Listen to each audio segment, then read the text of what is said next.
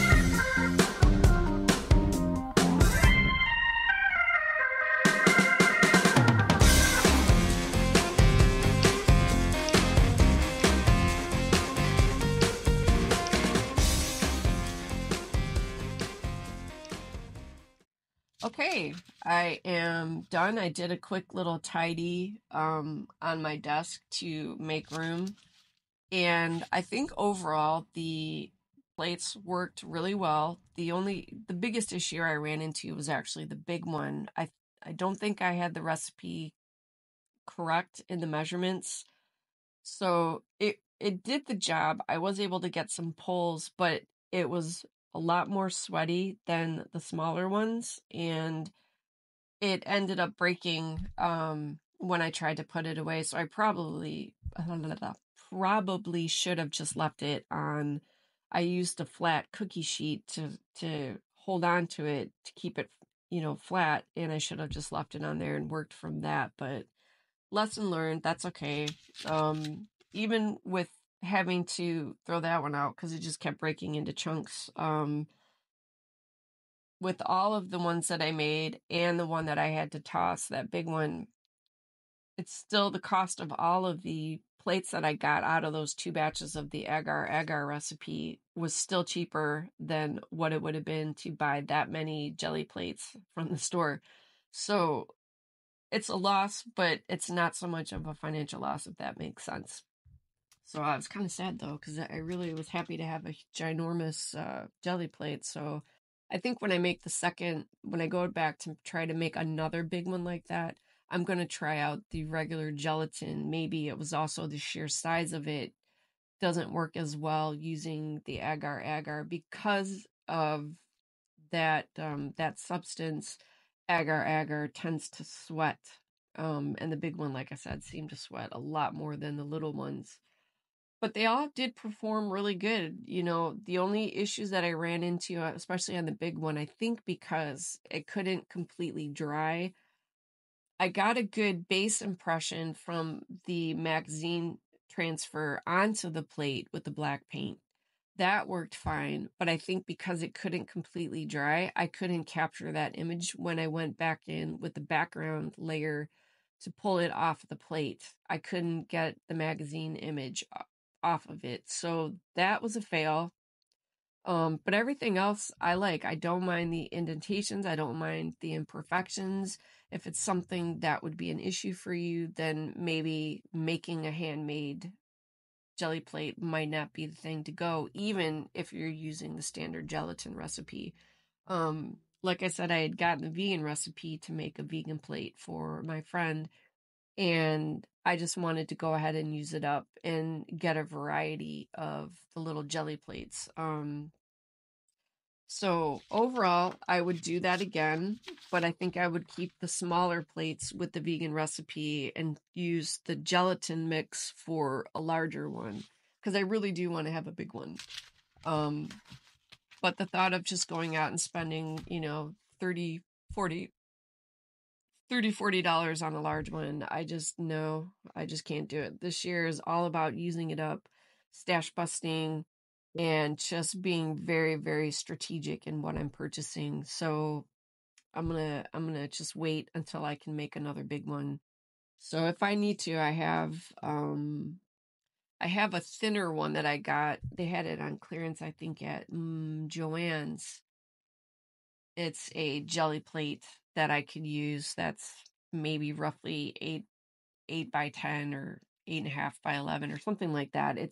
It's not as big as the ginormous one that I had tried to make, but it's still big enough to get the job done if I want to do larger pools. It's probably roughly this size, I think. But in any case, I don't want to get too bogged down. I don't want this recap to go on forever. So would I make them again? Yes, I would. Small ones seem to work really well. Again, the only issues, they didn't seem to dry completely, especially in the spots where the paint was still a little bit thicker. But I still got really nice impression. It worked really well with the stencil. The only other thing to note is that I seem to get an impression into the jelly plate itself of whichever stencil I was using. I think it was the dragon and this flower one in particular. This one, I think, can't remember if that one stayed. I don't know if I pressed it as hard, but that's the only other thing that I noticed. And I'm still new enough on like how long you're supposed to let the paper stay on there or going in between. But it just, in the same amount of time that I remember using on my other jelly plates, the paint seemed to dry better and more completely in that same time frame on a standard jelly plate than the homemade one. But for me, that's not really an issue. Other than that, I did not notice any difference. I really did enjoy using the big one. And like I said, I don't mind where it's ripped or there was indentations and imperfections in the surface of the jelly plate. That is not a problem for me. But they pulled and they warmed up really nicely. And you can see here, it really, really worked out. These are probably my favorite impressions that I got today. And then this one is probably my favorite color combination. I mean, I love them all, but I think this one is my favorite color combination from today. But these were the first ones, and you can see it took the paint beautifully. It did what it was supposed to do. I got my geode shaped image and I love it. And then I can cut these out and use these on a card or whatever project it is that I'm working on. And now I can have good ephemera, good detail, something to add. But really, really loved it. But like I said, the small ones seem to perform a lot better.